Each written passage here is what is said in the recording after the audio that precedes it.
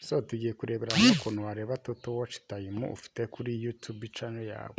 So twabanjije kureba ko hari ukuntu ureba ibintu byagiye bizamuka ukoresheje kano gapurikasiyo kano bita YouTube Studio, ukabasha kureba analytics ya ukamenya uko ibintu bimeze, wajya no kuri monetize ugakandaho ukareba uko ibintu bimeze. Ariko hano hantu kuhapurayingira biragoye kuko bagusaba ko ujya no kuhapurayinga ukoresha computer cyangwa se ugakoresha Google Chrome desktop. So rero mu gihe kugira ngo bitazajya bikugora, tugiye kurebera hamwe ukuntu bareba kuri Google Chrome dukoresheje telefone. Nta kindi kintu ukora, uraza ukandika hano hejuru www.youtube.com, ni youtube.com nk'uko bisanzwe. Umaze kugira youtube.com umakinga sure ko hano hejuru ahangaha iyi email ariyo email ugiye kureberaho. Kugira ngo imenye neza ko ariyo, ukandaho ukareba izina. Ese koko ino email niyo ngiye gukoreraho bino, niyo ngiye kurebera analytics ya video ya watch time n'ibindi byose?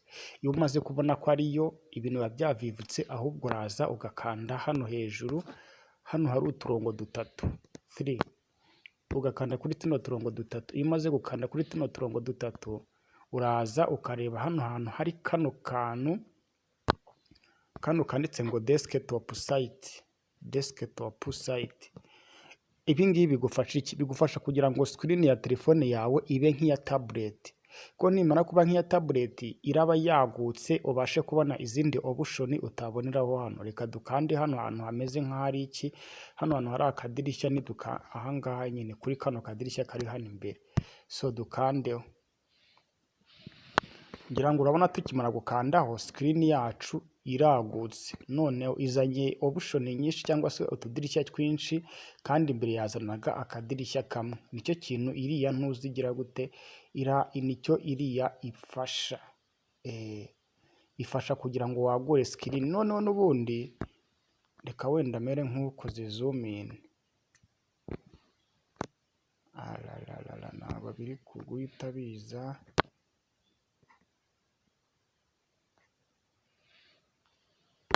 Desktop site, nari nsubiye inyuma gakeya.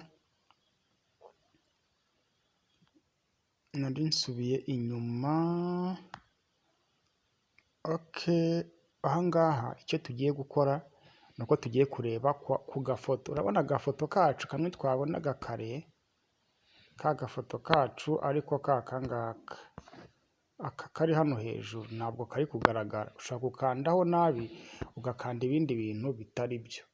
Niyo mpamvu mvuze ngo tugiye kuzuminga agafoto kabe kanini, then tubashe kugira gute, tubashe kukabona neza. Okay, ahangaha mba nzuminze kugira ngo ka gafoto kacu kagaragare. Ngira ngo urakabona hano hejuru,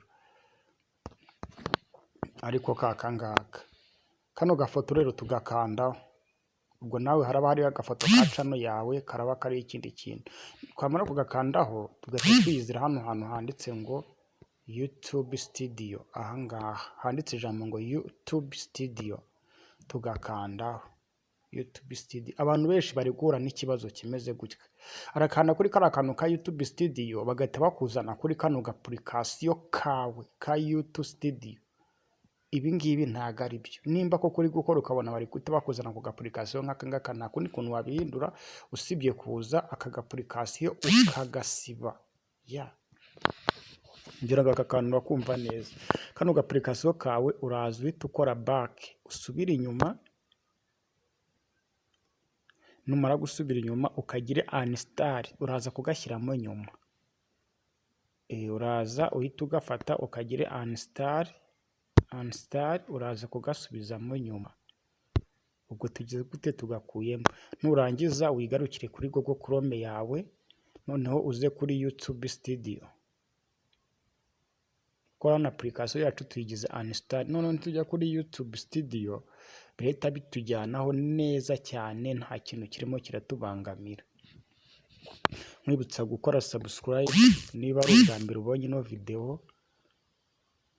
abantu ukore subscribe kugira ngo ibintu birusheho kugenda fresh. Impamvu irimo kugenda buhoro, it depends of network. Nawe nukora ufite network nkeya bizagenda buhoro. So turaza dukande ku gafoto kacu, niturangiza dukande kuri video nk'uko twari twabibonye bwa mbere tutaravanamo kariya application YouTube Studio. Kuri YouTube Studio subscribe. Okay, tayari urabona tugeze kuri YouTube Studio. Ibi bintu dufite hano nibyo umuntu uri gukoresha tablet afite, nibyo umuntu uri gukoresha computer afite. Urabona ko tuhise tugira gute, tuhise tubibona. So nta kindi noneho ikintu tugiye kurebera hamwe. Kano kantu kabanza ko hejuru akangaka kaba kavuga aho amavideo yawe yose, all videos ari. Akangaka kagaragaza aho amafoto yawe, amavideo yawe yose ari. Ushaka kugira ngo ugere ku mavideo yawe ukanda kuri kano kabanza. Reka yenda tugakandeho urebe ukuntu duhita tugera ku mavideo yacu. So urabona hano tugeze ku mavideo. Hano hantu hambere habanza havuga video uploadings, ukazauploadinga. Hano ha kabiri havuga video wakoze live videos. Wekayenda dukandeho turebe ko live video hari video dufitemo. Urabona dukanze hano hari live, tubonye ko video twakoze live ni video ebyiri zonyine. Ahangaha handi ha gatatu havuga post ni ibintu bashyize muri community. Ahangaha kane hakavuga playlist, nimba ufite playlist ibirimo ahangaha. Urabona ni ibintu biba biri simple bigiye byoroheje. Noneho hari ukuntu nko muri fast bakubwira ngo duhe video analytics, screenshot ya video analytics. Wenda waguze watch time, habaho ikibazo bagusabye gutanga analytics. Wenda reka duhitemo ino video ya kabiri tuyikoreho. Iyi video ya kabiri nidukora kuri title yayo irafunguka. Nimara gufunguka kugira ngo twe dutange analytics y'iyi video, nuko tuza tugakanda kuri kano kantu ka kabiri akangaka kameze nk'utuntu tugira tuzamuka n'utumanuka. Nitugakandaho turaza guta tubona analytics ya video. Iyo ngiyo imwe badusaba ngo tugaragaze cyangwa dutange, niyo screenshot yonyine yemewe. Ukirinda gukora zoom in ukagaragaza byose full screen, ukayigira nto ikagaragara full screen. Bivuge ngo ikintu baba bashaka ni igiki. Urabona nk'iyi video ifite views izingizi, ino video ifite watch time amasaha 900, ikinjiza ibingi. Bo baba bishakira iki? Baba bishakira kano kantu ko ku masaha konyine. Nanone ikindi kintu baba bashaka ahangaha batubwira ngo ese ni mu gihe kingana iki since published, kuva yaba published yagiyeho amasaha ayangaya. Niyo mpamvu bagusaba ino screenshot rwose. Ni mu gihe uri guclaiminga cyane ku bantu bakoresha nka fast cyangwa izindi, nibagusaba screenshot uzamenye ko ari iyi screenshot yonyine batanga. Bivuge ngo ubwo ni video waguriyeho izo service, screenshot utanga ni iyi ngiyi. Uko bayibona mwabibonye, niba utabibonye usubize inyuma video ubirebe neza. Ndizera ko akangaka kaba kageze gute, kaba kabaye. So reka tugaruke noneho inyuma turebe akandi kantu. Urabona ko noneho bakubajije analytics ya channel yose, YouTube channel yose. Analytics ni iyihe? Mu gihe waguze yenda nka watch time ukoresheje link ya channel, ukaza kuri akangaka ka gatatu. Kano ka gatatu niko kagaragaza analytics ya channel yose. Reka tugakandeho turebe analytics ya channel yose. Tuyisanga hano. Nkwibutsa ko niba utarakoze subscribe rwose wayikora, kuko hano niho uzana ibintu byose. Noneho analytics ya channel yose dore ahantu igaragarira ni ahangaha. Urabona ahangaha baba barimo baragaragaza ngo channel yawe ifite amasaha 4500.